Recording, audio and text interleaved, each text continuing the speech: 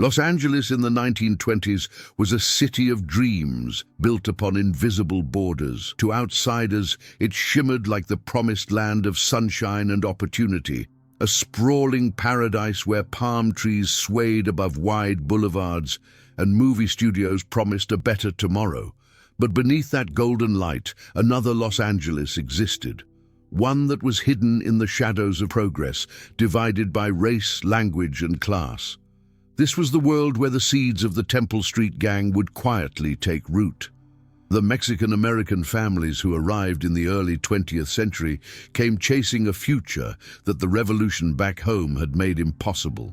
They fled burned villages, political persecution, and hunger, carrying little more than the hope that the United States, el otro lado, would give their children a chance. But the city that welcomed white migrants from the Midwest with open arms offered Mexican immigrants something far different: segregation, low wages, and an unspoken message: you belong over there. Over there meant the barrios east of downtown, near the Temple-Beverly corridor.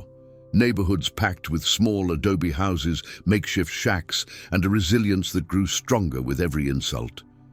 Los Angeles was a city carefully designed to keep its races apart. There were neighborhoods where Mexican Americans couldn't buy property, restaurants where they couldn't eat, and schools where their children were forced to sit in separate classrooms. Signs reading "No dogs" or "Mexicans allowed" weren't relics of the past. They were daily reminders of a social order written in both English and silence. The city's newspapers spoke of Los Angeles progress, but rarely mentioned the Mexican laborers who built its streets, harvested its crops, and cleaned its homes. To be brown in Los Angeles during those years was to live as both essential and invisible. This racial divide shaped every street, every job, every dream. The Mexican-American men worked in rail yards, factories, and citrus fields for pennies, while women labored as maids and seamstresses. The Great Depression would strike soon, but even before it arrived, Mexican families already lived on the edge, survival measured in coins and borrowed meals. Children played in alleys, barefoot and curious, their laughter echoing between the cracked walls of forgotten tenements. Yet even here, community thrived. Music from the radio drifted through open windows, corridos, rancheras, and early jazz, mixing into a language uniquely theirs. It was in these barrios that pride began to grow, pride in being Chicano, before that word had even found its power. But the price of visibility was danger. The Los Angeles Police Department in those decades treated the Mexican population as a threat to order, not as citizens. Young boys, barely teenagers, were stopped on street corners, searched without reason, and beaten for looking suspicious. Curfews were enforced selectively. In the eyes of the law, brown skin equaled potential trouble. These boys began to realize that to survive, they had to look out for one another. Every unfair arrest, every insult, every blow, all became the glue that turned neighbors into brothers. That was the emotional birthplace of the first Temple Street boys, though none of them could have imagined the name would echo for a century. Downtown Los Angeles, just a few blocks away, was another universe entirely. White families strolled down Broadway to shop at department stores, dine at cafes, and attend glamorous theaters. Mexican-American youths who crossed into those areas were met with suspicion or outright hostility. The city, for all its modern buildings and electric lights, was a living map of segregation. And yet, even in that tension, something powerful was taking shape, a cultural identity forged in defiance. Schools were perhaps the cruelest battleground. Children of Mexican descent were often placed in Mexican schools, institutions designed to limit their education to manual labor. Teachers discouraged them from speaking Spanish, punishing them for their native tongue. Many dropped out before reaching high school, not because they lacked intelligence, but because the system never intended for them to rise. For every rejection, however, there was resistance. Mothers taught their children pride at home. Fathers told stories of their homeland, planting in them the belief that their roots were not a curse, but a heritage. The irony of Los Angeles during this period was that it sold itself as a melting pot while functioning as a mosaic of walls. Chinese immigrants faced their own exclusion. African Americans were confined to specific districts, and the Japanese community lived under constant suspicion. Yet Mexican Americans occupied a particularly fragile space, not fully accepted as citizens, yet too integral to be ignored. They built the railroads that carried the city's goods, paved the roads that led to Hollywood, and picked the oranges that fueled California's economy. Still, their names rarely appeared in the stories of success. As the 1930s arrived, the economic crash deepened those wounds. Thousands of Mexican families were deported, even those born on American soil, under the false claim that they were taking jobs from real Americans. Deportation trains left the city quietly, carrying away workers who had built its foundation. Those who stayed behind learned a painful lesson. Survival would never depend on fairness, only on unity. By the time the decade drew to a close, a generation of young Mexican Americans had grown up knowing that the police saw them as delinquents. The press portrayed them as troublemakers, and the city valued their labor more than their lives. And yet, within that injustice, they found something unbreakable: each other. The streets became their schools, the alleys their meeting halls, and the corners of Temple Street their declaration that they existed.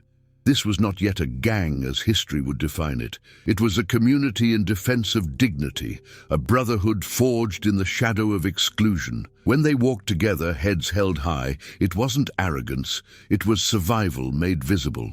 They were the children of a city that had refused to see them, and they were determined to make themselves seen no matter the cost.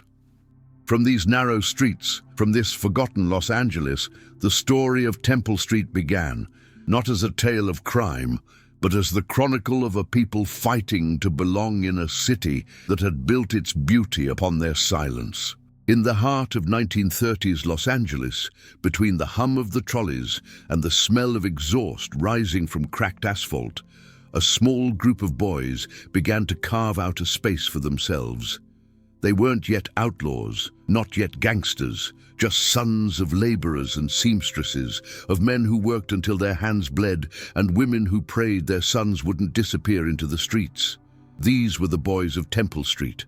They belonged to no one but each other. The barrio they called home was alive with noise, children chasing marbles, mothers gossiping in Spanish on the stoops, the distant echo of a radio playing Glenn Miller or Pedro Infante. Yet beneath that surface energy lay something volatile. Poverty and pride mixed like oil and flame. School teachers called them troublemakers, the police called them delinquents, but the truth was simpler. They were survivors in a city that gave them no space to grow. Temple Street ran through the heart of downtown Los Angeles, bordered by the factories and cheap apartments where most Mexican-American families lived. To outsiders, it was nothing more than another street in the East Side, a place of dirt lots, stray dogs, and children with calloused hands. But to those who lived there, it was the center of their world. The block had its rhythm, its pulse. It was where you learned to fight, to laugh, to dream. The boys gathered at night on corners, lit by flickering lamps, sharing cigarettes and secrets, planning their futures as if the city weren't already planning them for them. Their friendship was not born of rebellion, but of defense. They watched each other's backs because no one else would. Racist attacks were common, groups of white or Filipino youths roaming through the neighborhoods, shouting slurs, starting fights. The boys from Temple Street learned quickly that fists could speak when words failed. And in those scuffles, something more profound began to form, a shared identity, a loyalty that transcended fear. They gave themselves a name. At first, it was nothing official, just a way of marking who belonged and who didn't. Temple Street. It wasn't about territory then, it was about home. When one of them was cornered by cops, the others showed up. When someone's mother couldn't afford groceries, the boys pooled coins. The street became their flag, their statement that they existed in a city that wished they didn't. They were too young to understand the politics of what they were creating. They didn't know they were laying the foundation for one of the most enduring Chicano gangs in Los Angeles history.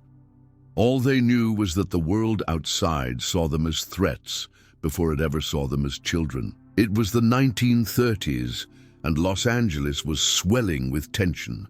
The Great Depression had turned the working class into a tinderbox of resentment. For Mexican-American families, that resentment burned twice as hot. They were blamed for taking jobs, accused of laziness, targeted by police crackdowns. To survive meant to adapt, and on the streets, adaptation meant unity. The Temple Street boys adapted by creating structure. Someone always kept lookout when the police came through. They knew the alleys better than anyone, the shortcuts, the hiding spots, the rooftops. They developed their own language, part English, part Spanish, full of humor and code. Older teens taught the younger ones how to navigate a system rigged against them.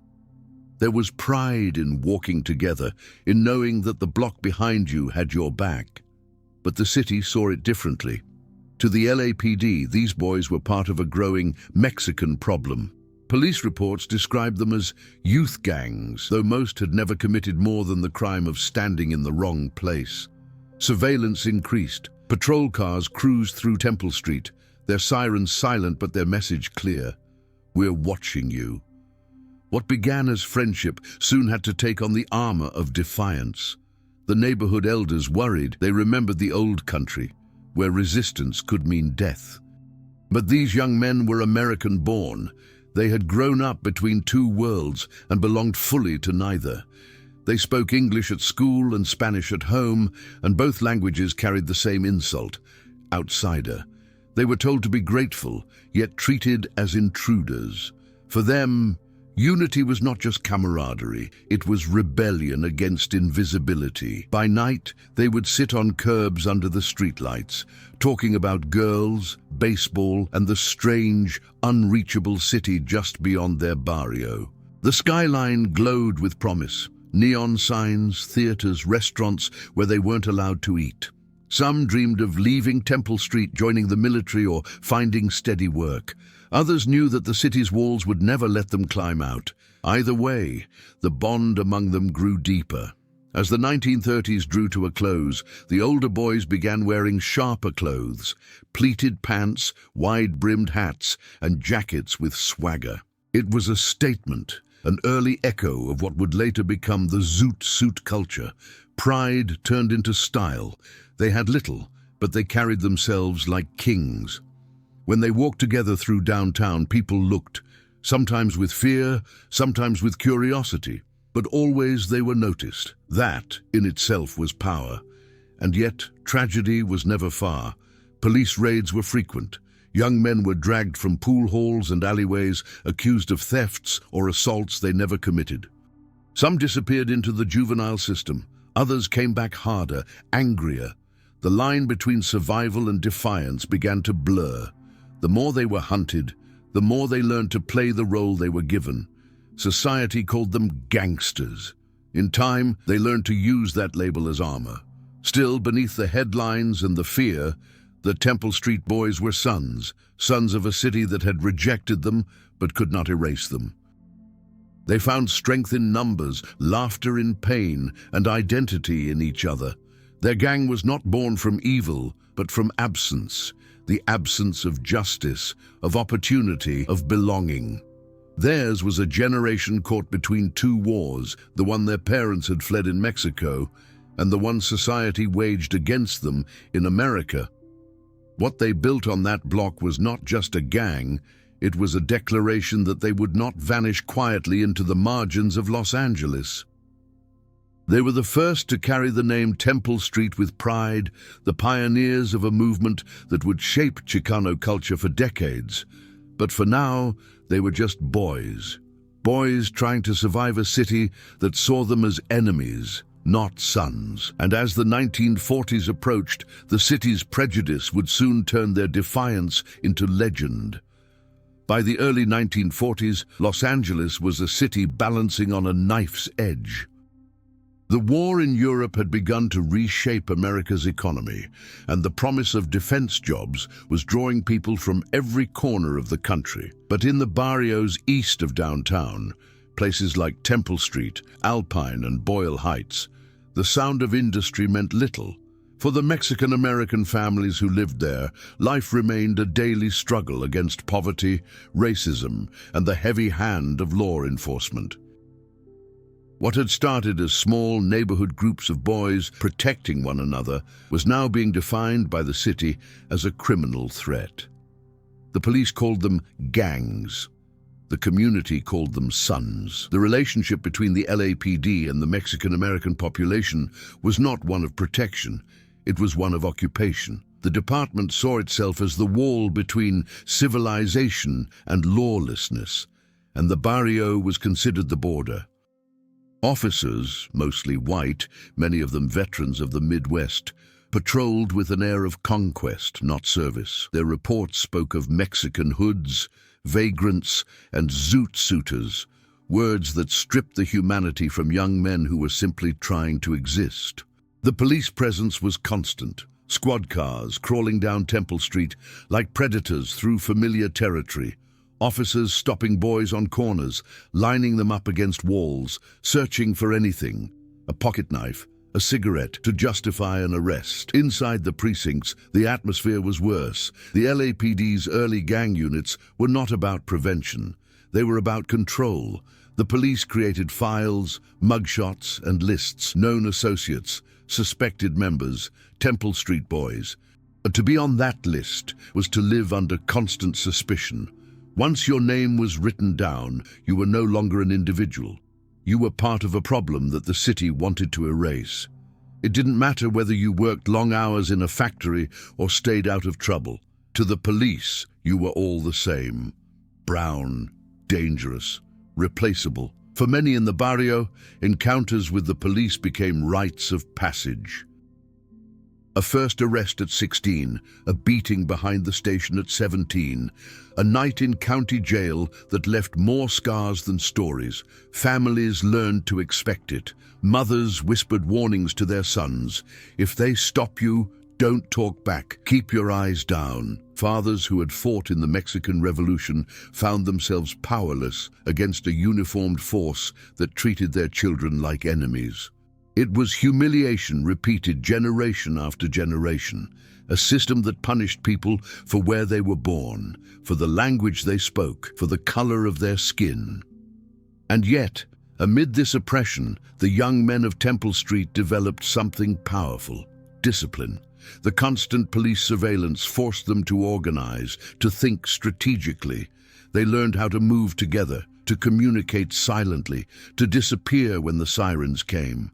Their survival instinct sharpened, turning them from a loose brotherhood into something structured, something capable of enduring.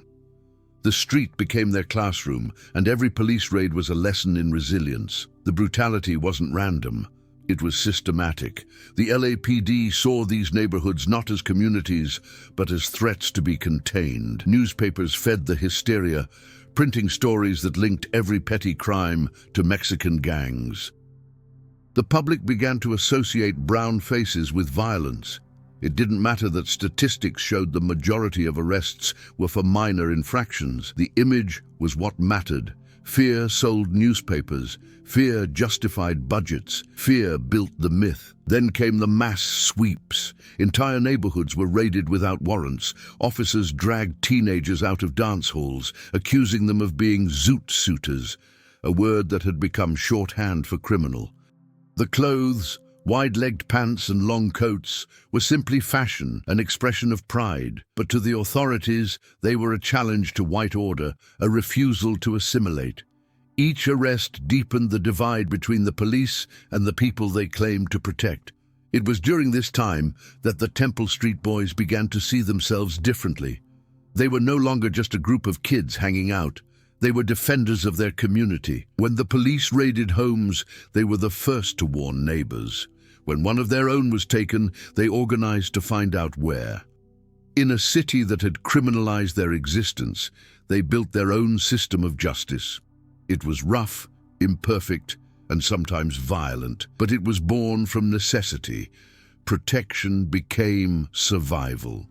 To walk through the barrio after dark was to feel two kinds of fear. The fear of rival groups, yes, but more often the fear of flashing lights. The police could appear at any moment, and the encounter could go any way. Many officers viewed the boys as target practice. Reports of beatings rarely reached the papers. Complaints vanished in the bureaucracy. The law had no room for brown voices. So the barrio learned to whisper its own truth. Stories of police brutality circulated quietly, told in kitchens and alleyways, always ending with the same refrain: "We take care of our own." By the early 1940s, that sentiment had hardened into something larger. The young men of Temple Street began to understand that they were not just fighting for themselves, they were part of a generation defined by resistance. Across Los Angeles, other neighborhoods, White Fence, Alpine Street, Maravilla, were forming their own groups, born from the same conditions, facing the same enemies. The police saw them as separate threats. But in reality, they were branches of the same tree, young Mexican Americans demanding to exist in a country that kept pushing them out of sight. The tension reached a boiling point in 1943 when the so-called Zoot Suit Riots exploded across Los Angeles. White servicemen, emboldened by racist headlines and tolerated by the police, roamed the streets attacking Mexican-American youth. The LAPD arrested the victims instead of the aggressors. For the boys of Temple Street, it was the final confirmation that the law would never be on their side. That summer, the illusion of fairness died. What was left in its place was unity, raw, defiant, unbreakable. When people spoke of Temple Street after that, they no longer talked about kids or boys. They spoke of a presence, a group that refused to bow. Their reputation spread not because of the crimes they committed, but because of the stand they represented. To live in a system built against you is one thing. To refuse to disappear inside, it is another. The irony was that the same police who had tried to control the barrio had created its strongest defenders. Every raid, every insult, every wrongful arrest had transformed these young men into something larger than their street. They had become symbols of Chicano endurance, the heartbeat of a community that refused to die quietly. In the end, policing the barrio had done the opposite of what the city intended. Instead of erasing its spirit, it had crystallized it. On Temple Street, protection had become survival, and survival had become identity. And from that identity, scarred, proud, unbroken, an entire culture would rise. By the dawn of the 1940s, Los Angeles stood at the crossroads of war and transformation. Factories thundered, shipyards roared, and the city's skyline reached higher than ever. But in the Mexican barrios, east of downtown, a different kind of movement was taking shape. A rebellion not of weapons or politics, but of style, identity, and pride. The young men of Temple Street, once dismissed as delinquents, were now at the center of a cultural revolution that would shake the city's foundations. It began with a suit, oversized coats with padded shoulders, baggy trousers that tapered tight at the ankles, long watch chains swinging to the rhythm of jazz and swing. The zoot suit wasn't just clothing, it was a declaration. For the sons of immigrants who had grown up being told they didn't belong, the zoot suit said, "I exist, I matter, I will be seen." The boys who once huddled on street corners now strutted with a new confidence. The wide pants and slicked-back hair were armor, a way of taking control of how the world saw them. The style had traveled from Harlem to El Paso to Los Angeles, where Chicano youth made it their own. It was defiance stitched into every seam. To wear a zoot suit was to reject invisibility, to stand tall in a city that preferred you hunched and silent. But the look also became a target. The mainstream press called it unpatriotic, especially during wartime, when the country preached sacrifice. The suits used excess fabric at a time when the government rationed wool for soldiers. That was enough to turn a fashion choice into a political statement. Temple Street boys and countless others across East LA wore the style proudly. They danced in clubs that pulsed with swing and mambo, laughing in the face of a society that kept its distance. The nights were alive with rhythm, music, and hope. But outside those dance halls, the city was brewing something dangerous. White servicemen stationed nearby, fueled by propaganda and prejudice, began to see the zoot-suited Chicanos as enemies within their own borders. To them, the boys' elegance looked like arrogance, their confidence like defiance. The newspapers fanned the flames, headlines screamed of Mexican gang riots, Pachuco crime waves, and zoot-suit hoodlums. The image of the Chicano youth, stylish, proud, unapologetic, was twisted into a symbol of menace. The Temple Street gang, along with others, was lumped into this caricature. They were no longer boys from poor neighborhoods. They were portrayed as threats to the American way of life.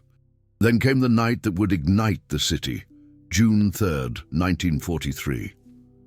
A fight between a group of servicemen and young Mexican Americans exploded into chaos. Over the next several days, mobs of white sailors and soldiers flooded the streets of Los Angeles, dragging Chicano youth from buses, tearing off their clothes and beating them bloody. The police did nothing to stop it. In fact, they often joined in.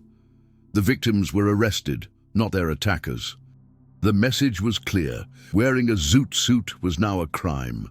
Temple Street became a battlefield. Patrol cars prowled its corners and parents barred their sons from going out at night. But even as fear spread, pride refused to die. The boys who had once walked with swagger now stood with resolve. Some were beaten, some arrested, but none apologized. "They can take the suit off my back," one Pachuca reportedly said, "but they can't take what it means." For the Temple Street generation, the riots were more than just violence. They were revelation. They saw that no matter how clean they dressed, how hard they worked, or how American they tried to be, society still saw them as outsiders. The illusion shattered. What remained was something raw and indestructible: identity.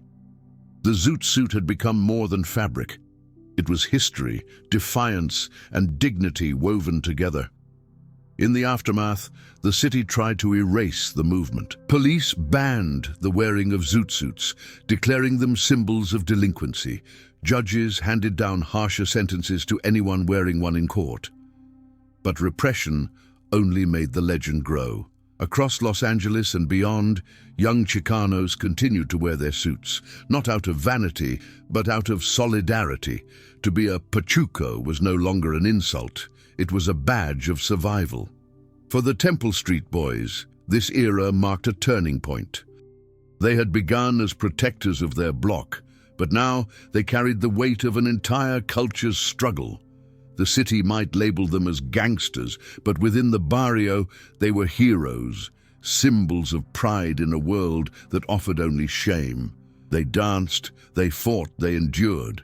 Their laughter in the face of hatred became an act of rebellion, and in that rebellion, the seeds of Chicano consciousness took root. The zoot suiters of Temple Street were not just reacting to discrimination, they were redefining what it meant to be Mexican-American. They were the bridge between generations, the children of immigrants and the forefathers of a movement that would later demand civil rights, representation, and respect. By the end of the 1940s, many of those boys had grown into men. Some found steady work, others were lost to prison or the streets, and some were drafted into a military that once called them unfit. But whether they stayed or left, the mark they left on Los Angeles was indelible. They had shown that culture could be a weapon, that pride could be a protest, and that even the poorest barrio could produce something beautiful and fearless. The zoot suit era had changed everything. It had turned fashion into identity and discrimination into defiance. For Temple Street, it was the moment when their name stopped being just a street. It became a symbol, a story, a legacy that would echo long after the music faded. The war had ended, but for the Mexican-American youth of Los Angeles, peace never came.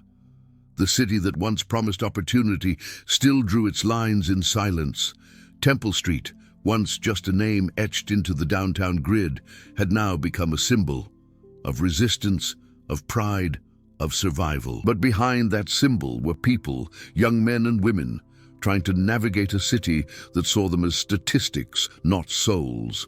Their stories were written not in history books, but in alleyways, in police reports, and in the quiet strength of families who refused to disappear. The 1940s had turned into the 1950s, and Los Angeles was booming. Highways carved through neighborhoods, factories multiplied, and new suburbs rose from former farmland.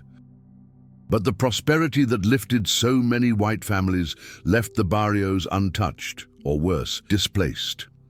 Mexican-American communities were pushed further east, further south, into the forgotten edges of the map. The city expanded, but their world grew smaller. Jobs that once promised a way out vanished or were handed to others. Schools still segregated them under new names, remedial and vocational, preparing them not for college, but for labor. For the Temple Street boys, who had grown into men, the dream of belonging had become a bitter memory. Many returned from the war expecting respect, only to find the same walls waiting. Veterans were denied loans, housing, and jobs simply because of their last names. The same police who had once harassed them as kids now stopped them as adults, demanding to know where they were going, who they were with. The message hadn't changed. You don't belong here, but they stayed. They worked, married, raised families. Some tried to leave the old ways behind, to forget the streets, yet the streets never forgot them. For every young man who escaped, another took his place. A new generation growing up under the same invisible ceilings. To survive meant to learn early, how to walk when patrol cars passed, how to speak without sounding too Mexican, how to hold your head high without inviting trouble. Life was a balancing act between pride and safety, between being seen and staying invisible. Temple Street became both a refuge and a trap. It was the place you came home to and the place you couldn't escape. The gang, once born out of necessity, began to evolve, its purpose shifting as the decades wore on. The original boys had created it to protect one another from a hostile city, but the younger ones were growing up in a world where that hostility had seeped into everything. Violence was no longer something you defended against. It was something that surrounded you. Drugs began to move through the barrios, first quietly, then openly. The same systemic neglect that had created poverty now fed an economy of desperation. Yet even within this darkness, there was resilience. Families built networks of care, mothers, grandmothers, neighbors who looked after each other's children, who organized church fundraisers, who turned every small victory into a reason to keep going. The Temple Street community became a paradox, a place of danger, yes, but also of belonging. People who had been denied identity by the city found it in each other, in murals painted on walls, in backyard parties, in music that blended Spanish guitars with American blues. Culture became a shield against erasure. The police, however, saw none of this. To them, the barrios remained breeding grounds for crime. The LAPD expanded its gang detail units, assigning officers to monitor every street name they recognized. Temple Street was on that list. Every arrest reinforced the stereotype, every raid justified another. The press followed suit, filling headlines with fear. Gang violence in downtown LA, Temple Street tension rises. The more they were portrayed as criminals, the less anyone outside cared about the truth. The city didn't want to understand them, it wanted to contain them. And so, the cycle deepened. Young boys who grew up watching their fathers humiliated learned that power, even violent power, was a way to be seen. They joined for protection, but also for purpose. The Temple Street gang became a mirror of the city itself, Complex, contradictory, human. It wasn't just about crime or loyalty anymore. It was about survival in a system that offered no alternative. The state had abandoned them long before they ever picked up a weapon. There were moments, though, quiet, fleeting moments that revealed the humanity beneath the headlines. A young man teaching his little brother how to box so he could defend himself. A girl painting the Virgin of Guadalupe on a wall scarred by bullet holes. A father coming home from a night shift, placing his hand on his son's shoulder and saying, "Don't end up like me." These were the stories that never made it into police records, but they were the truth. The tragedy of Temple Street's early decades was not that it produced gangsters, but that it produced survivors forced to act like gangsters to stay alive. Every act of defiance was born from abandonment. Every wall of graffiti was a love letter to a neighborhood the city tried to forget. In the reflection of those walls, the true face of Los Angeles appeared, not the postcard city of palm trees and movie stars, but the city that grew from inequality, from division, from the refusal to see those who built it. By the late 1950s, a quiet transformation had begun. Chicano activists and educators were starting to reclaim the stories that had been buried. They began to speak not of gangs, but of history, of systemic injustice, of generations pushed into corners. Temple Street, once a name whispered in fear, started to reappear in discussions of culture and identity. The very thing that had been used to shame them was becoming a symbol of endurance, and yet, for the people still living there, little had changed. The cops still came, the job still didn't, the city still pretended not to see them. But there was one difference now. They had seen themselves, they had learned their value in each other, in their music, their words, their streets. Survival had become more than instinct. It had become legacy. Temple Street endured because it was never just about crime or loyalty. It was about a community that refused to vanish, even when the city it helped build refused to recognize its face. It was about love disguised as defiance, pain turned into purpose, silence turned into song. They survived because they had no other choice. And in that survival, they found something eternal, the strength to exist in a world that had never truly made room for them. The story of Temple Street did not end in the alleys where it began. It evolved through decades of struggle, pride, and transformation, becoming something larger than the boys who first stood shoulder to shoulder on a corner in 1930s Los Angeles. What they created, perhaps without even knowing it, was not just a gang, but a mirror. A reflection of a city that had drawn its boundaries in silence, and of a people who refused to be erased. The legacy of the Temple Street pioneers is not written only in crime reports or faded photographs. It lives in the complex truth of what happens when a community is forced to define itself against the world that rejects it. As the years turned into decades, Los Angeles grew into a global metropolis. The freeways spread like veins. The downtown skyline climbed higher, and new faces filled the city's streets. But the barrios, those tight, sunburned neighborhoods east of the towers, remained haunted by the same contradictions. Temple Street became both myth and memory, a name whispered in fear by outsiders and in pride by those who knew its heart. The men who had once walked there in zoot suits were now older, their hair silvered, their bodies carrying the marks of survival. Some had left the life behind, raising families, working in factories, becoming the silent generation that watched their children inherit the same streets they once fought to defend. Their sons and daughters grew up hearing fragments of those stories, half warnings, half legends.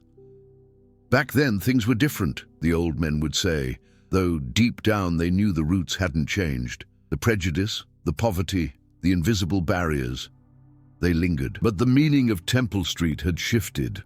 What began as a neighborhood defense group born from discrimination and fear had transformed into something far more symbolic, a living chronicle of resistance. It told future generations that survival, too, is a form of rebellion. By the 1960s and 1970s, the Chicano movement surged across the Southwest, giving voice to the generations that Temple Street's pioneers had raised. Students marched for equal education. Activists painted murals that turned barrio walls into open-air history books. Words like orgullo, pride, and resistencia, resistance, became rallying cries. The Temple Street story became part of that larger awakening. Those early boys, once dismissed as delinquents, were now recognized as the children of injustice, the first generation to say, "We belong here." But legacy is never simple. While the movement gave voice to many, the streets themselves remained battlefields. The gangs, now spread across generations, carried both the burden and the pride of their origins. The name Temple Street still drew fear, still appeared in police briefings and crime statistics. But behind that name were families, memories, histories that couldn't be erased by headlines. The city continued to criminalize what it refused to understand, unaware that its own actions decades earlier had birthed the very thing it condemned. For sociologists, historians, and artists who later studied those early years, Temple Street became a lens through which to see the soul of Los Angeles. It wasn't just about violence, it was about identity, about what happens when belonging is denied. The same dynamic played out across the nation, from Chicago to New York to Houston, immigrant communities fighting to be seen, each forming their own versions of Temple Street. And in that way, the story of a single Los Angeles block became universal. It spoke to anyone who had ever been told, "You're not from here." Yet within the community itself, something remarkable endured. Despite the cycles of poverty, incarceration, and conflict, the barrios also nurtured art, faith, and hope.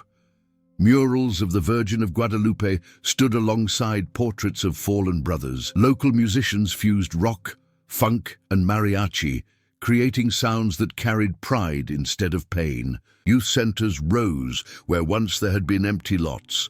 Former gang members became mentors, artists, even advocates, men who had once fought for a street, now fought for a future. They spoke in schools, telling kids that the true meaning of Temple Street wasn't in guns or graffiti, but in the courage to survive. That is the paradox of their legacy.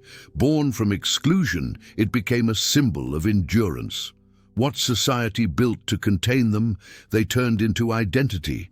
Every act of survival, every scar, every mural, every poem written by a Chicano kid in East LA, all of it traces back to those boys who once stood against discrimination with nothing but loyalty and pride. The city eventually changed, but not as much as it liked to claim.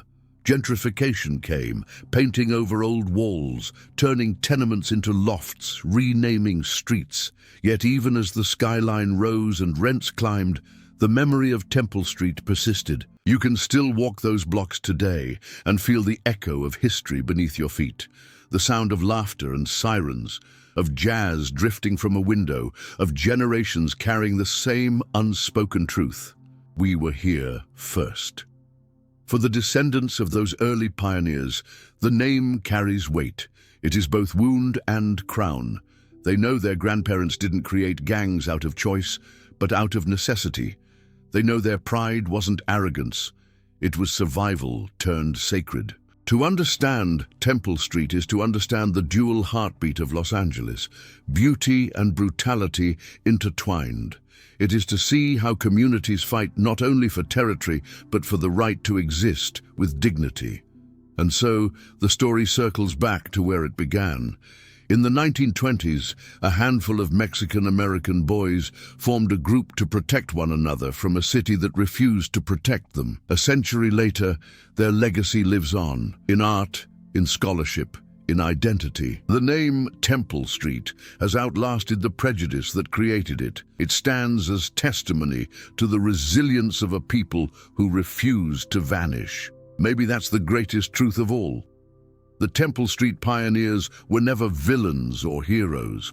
They were human, flawed, proud, brave, and frightened, just like the city that shaped them. Their legacy is not about glorifying violence or romanticizing hardship. It's about remembering that behind every label lies a story. And this one began not with crime, but with courage. Temple Street endures because it tells us something fundamental about America itself, that when a nation builds walls of exclusion, it also builds the communities strong enough to tear them down. The boys of Temple Street never asked to make history, but history, it seems, was always waiting for them. If this story moved you, don't let it end here. Subscribe now and join our community as we uncover more untold histories hidden beneath America's streets. Hit the bell so you never miss the next chapter. Share this film to keep their legacy alive, and tell us in the comments what this story means to you. Every view, every voice helps history spread.